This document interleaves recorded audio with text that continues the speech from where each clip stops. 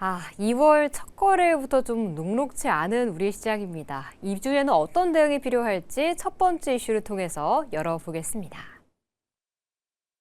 네, 첫 번째는 검은 월요일입니다. 코스피 베어마켓인가요? 아주 깜짝 놀라는 모습이 보이는데 어떤 이슈일지 열어주시죠. 케빈 워시가 무너뜨린 5,000피 국내 증시 향방은입니다. 트럼프 대통령이 매파 성향으로 알려진 케빈 워시 전 연준 이사를 차기 의장 후보자로 지명했습니다. 이 시작에서는 양적 완화 속도에 좀 제동이 걸릴 것이라 평가하면서 부정적인 전망을 내놓고 있는데요. 그런데 생각해보자면 사실 케빈 워시도 트럼프 대통령도 한마디를 한 게 없더라고요. 우리끼리 좀 너무 앞서 나가는 거 아닌가라는 좀 생각을 했는데 오늘 증시 하락은 어떻게 보셨나요? 일단은 지금 방금 말씀해 주신 것처럼 이 연준 후보자가 지명이 좀 되면서 아무래도 매파적인 성향으로 좀 알려져 있다 보니까 그렇다면 이제 우리가 기대하고 있었던 여러 가지 매크로적인 상황 중에 하나인 일단 금리 인하에 대한 기대감이 좀 약간 약화됐다라고 볼 수가 있을 것 같고요. 거기에 추가적으로 이제 달러도 급반등이 좀 나왔었죠. 그런 부분들도 아무래도 외국인들의 자금 이탈을 조금 가속화시킬 수 있는 부분이기 때문에 단기적인 영향의 달러 급반등도 있었다라고 보시면 될 것 같고요. 거기다 이제 추가적으로 지금 이제 조정이 이제 본격적으로 시작이 되는 게 아니냐. 아무래도 오늘 코스피와 코스닥의 낙폭이 상당히 컸기 때문에 투자 심리가 상당히 불안해 있는 상황입니다. 하지만 저 같은 경우는 일단은 조정은 기회라고 좀 보고 있는 편이거든요.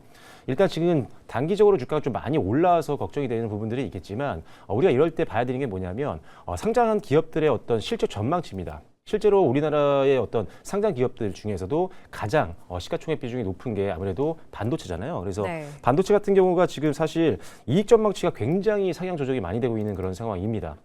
지금 12개월 선행 EPS가 반도체 같은 경우는 계속적으로 좀 증가를 해나가고 있는 상황이거든요. 그런데 지금 주가는 사실 그래도 조정을 받아서 오히려 밸류에이션 매력은 더 높아지고 있는 그런 상황이라고 볼 수가 있습니다. 실제로 지금 주가는 조정을 받았는데 오히려 기업들의 전망치, 이익 전망치가 굉장히 긍정적으로 평가를 받고 있다 보니까 PR이 10배 이상으로 갔다가 이제 코스피 기준으로 봤을 때 PR이 10배 미만으로 다시 내려온 상황이기 때문에 일단 이익이 잘 나오고 있는 기업들이 탄탄하게 하방을 좀 지지해준다고 한다면 반등이 나올 때가 충분히 빠르게 올 수 있다라고 보고 있는 상태입니다. 그래서 일단 1분기나 또 2분기 실적 발표가 나올 때마다 이런 반도체라든지 또는 방산이라든지 조선이라든지 워낙 지금 이익 모멘텀이 탄탄한 기업들이 많기 때문에 이런 기업들을 봤을 때는 충분히 단기 변동성이 크게 이어질 것 같지는 않다 이렇게 보고 있습니다.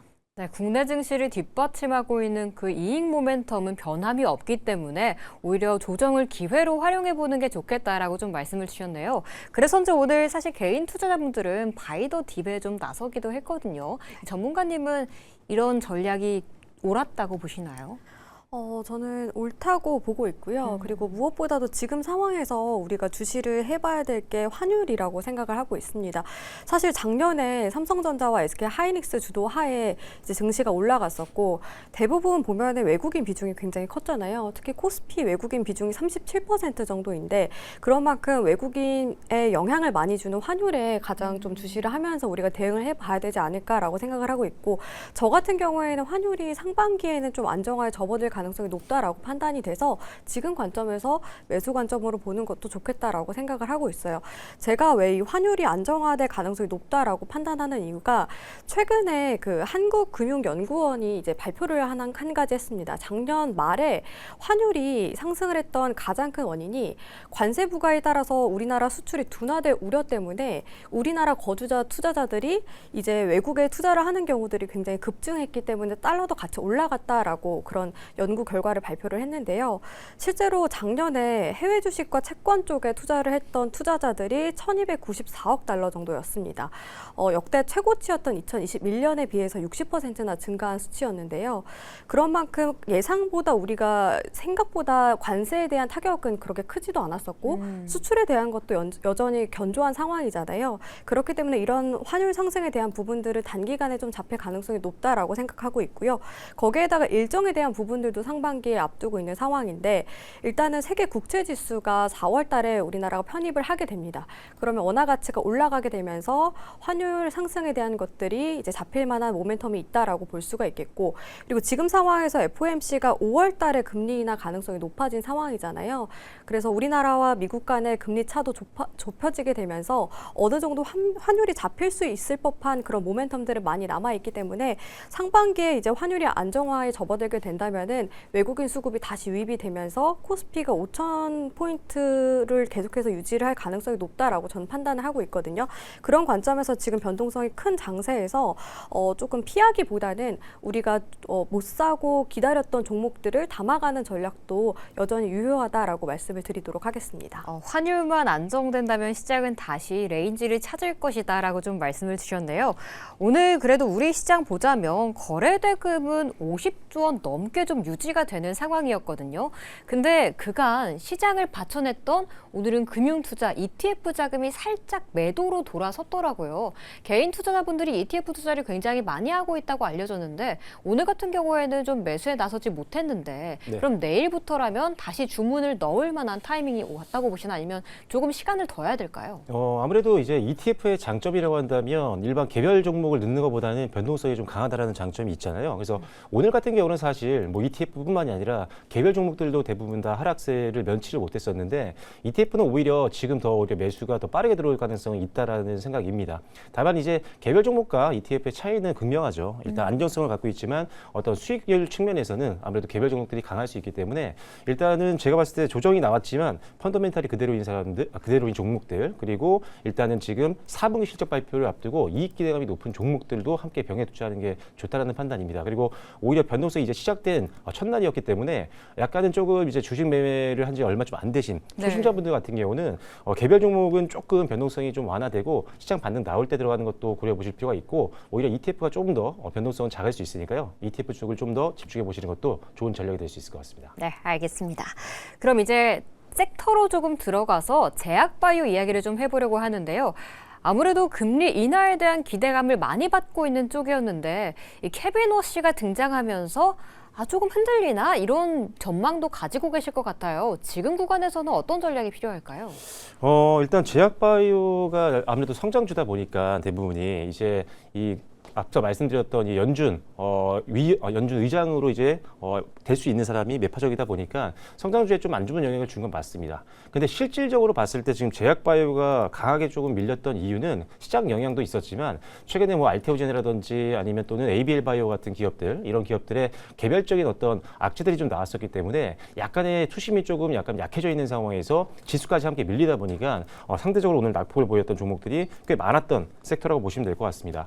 하지만 1월 달에 조금 지지부진했던 이 제약바이오 섹터 같은 경우는 지금 이제 2월 달이 시작이 됐잖아요. 2월부터는 조금 시장의 주목을 좀 받을 수 있는 가능성이 있다라고 좀 보고 있는 상황인데 일단 기본적으로 지금 알테오젠과 에비바이오의 어떤 악재를 봤을 때는 두 회사 모두 다 약간의 어떤 이익에 대한 하향 조정은 나올 수가 있지만 사실 플랫폼 자체의 가치가 변질된 건 아니거든요. 그래서 그런 것들을 감안하면 이들 종목들도 반등이 나올 수 있고 이런 내용이 없었던 종목들도 동반 하락을 했기 때문에 그런 종목들은 더 빠르게 반등이 좀 나올 수 있다라고 보고 있습니다. 그래서 특히나 이제 기술 수출을 많이 해봤던 기업들 같은 경우는 추가 기술 이전에 대한 가능성이 높기 때문에 지속적으로 우리가 플랫폼 기업들은 계속 봐야 된다라고 보시면 될 것 같고요. 그리고 아직도 역시나 많은 빅파마들과의 어떤 공동 개발들, 그 다음에 기술 이전에 대한 이런 진행을 하고 있는 기업들이 우리나라에 굉장히 많습니다. 그래서 이제 JP모건 헬스케어가 끝난 이후에 지속적으로 또 기술 이전이라든지 또는 어떤 공동 개발이라든지 이런 공시가 나온다라고 하면 투심은 또 갑자기 빠르게 또 개선이 될 수 있는 상황이기 때문에 오히려 그동안 올랐을 때 못 샀던 종목들이라면 천천히 담을 필요가 있겠다라고 보시면 될 것 같고요. 다만 하나의 어떤 위기 요소는 뭐냐면 이제 7월부터 시작해서 제네릭 위주의 기업들 같은 경우는 약간이나 영향을 좀 받을 수가 있거든요. 네. 그래서 약간은 조금 변동성이 더 있을 수 있으니까 제네릭만 너무 비중이 높은 기업들 같은 경우는 살짝은 조금 천천히 베팅하는 것도 고려해 보시면 좋겠다라고 말씀을 드리겠고 오늘도 사실 검인 월요일 뭐 이런 내용이 많이 나왔지만 외국인들이 뭐 알테오젠이라든지 뭐 삼천단 제약, 뭐 이런 D&D 파마텍 이런 기업들 몇몇 기업들은 오히려 매수로 일관을 했었거든요. 그래서 역시나 외국인들도 자금 이탈하는 속에서도 우리나라 제약 바이오 기업들에게 관심이 있는 상황이니까요. 역시나 너무 부정적으로 볼 필요는 없다. 오히려 저가 매수의 기회로 활용할 필요도 있다라고 보시면 좋을 것 같습니다. 네, 저가 매수 기회로 활용하되 약가 인하 정책에 따라서 좀 종목도 잘 선별을 하셔야 될 것 같습니다. 전문가님은 제약 바이오 섹터에 대한 의견 어떻게 가지고 계신지도 궁금해요. 저는 일단 바이오 종목도 여전히 저도 좋게 보고 있고요. 지금 상황에서 사실 1월 달에 JP모건 헬스케어 컨퍼런스 일정 이후에 좀 차익 실현도 강하게 나오기도 했었고 워낙 금리에 대한 불확실성 때문에 변동성이 확대되는 국면은 사실이지만 바이오 섹터가 전반적으로 올해 성장할 만한 그런 요소들이 굉장히 많다라고 저는 생각하고 있거든요. 특히 미국 같은 경우에는 제가 계속해서 말씀을 드리고 있지만 FDA 측에서 바이오 시밀러 임상 간소화에 대해서 계속해서 추진을 하고 있는 상황이고 간소화가 됐을 경우에는 우리나라 대표적인 종목인 뭐 셀트리온이라던가 삼성바이오로직스 이런 종목들 위주로 수혜를 받을 가능성이 높다라고 말씀을 드렸습니다.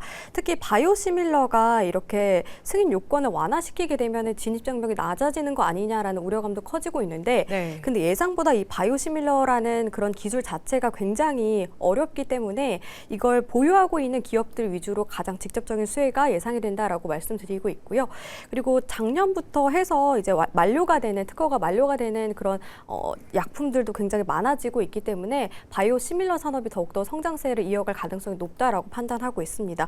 이렇게 바이오 시밀러를 중심으로 해서 성장세가 지속이 될 가능성이 높고 거기에다 기술 이전 종목들을 좀 살펴보면 좋겠다라고 말씀을 드리고 있는데요. 네. 대표적인 종목이 D&D 파마텍입니다. D&D 파마텍은 IPO 하기 전부터 기술 이전을 굉장히 많이 했던 종목으로 굉장히 시장에서 좀 부각이 됐던 종목인데 상장 이후에도 오늘도 마찬가지로 시장에서 또 올라가는 모습, 변동성이 좀 커지는 모습이 연출이 됐잖아요. 이렇게 기술 이전 에 대해서 뭐 파이프라인이라던가 이런 것들을 많이 보유하고 있는 기업이라고 한다면 향후에 마일스톤이라던가 로열티에 대한 수익까지 이어질 가능성이 높아서 기술 이전을 많이 보유하고 있는 종목들 위주로 좀 접근하시는 게 좋겠다라고 말씀을 드리도록 하겠고요. 네. 그리고 산업적인 측면으로 봤을 때 이제 글로벌 전반적으로 바이오 쪽의 M&A 시장이 활성화가 되고 있는 상황이에요. 뭐 최근에는 영국 쪽에서 GSK 제약사가 미국에 있는 한 기업을 인수를 하게 됐는데 대략 한 3조 원 정도 인수를 하게 됐고요. 알레르기약 임상 시험을 좀 더 강화시키기 위해서 이렇게 인수를 했다고 합니다. 이렇듯 제약사들이 이제는 뭐 직접적으로 연구 개발을 강화시키기보다는 아예 기업을 인수를 해서 더 몸집을 키워 나가거나 아니면 더 임상 시험을 강화시키는 그런 움직임들이 나와주고 있거든요. 이렇게 M&A 시장이 점점 커지게 되면은 향후에 뭐 엑시트를 한다거나 IPO까지 이루어지게 되면서 아무래도 좀 회수를 해야 되는 부분들도 있잖아요. 네. 그렇게 이어질 가능성이 높은 만큼 M&A가 지금 이렇게 활성화되고 있다는 점에 있어서 바이오 시장이 이제 막 성장하는 국면에 접어들었다라고 저는 생각을 하고 있어요. 그런 만큼 뭐 금리 측면에서도 긍정적이긴 하지만 이제 바이오가 성장할 수 있을 법한 그런 내용들이 많기 때문에 지속적으로 눈여겨보시면 좋겠다라고 말씀드리도록 하겠습니다. 네, 섹터에 대한 관심도 유효하고 기술 이전이나 기술 플랫폼 기술을 꾸준하게 가진 종목들 위주로 좀 보시는 게 좋을 것 같습니다.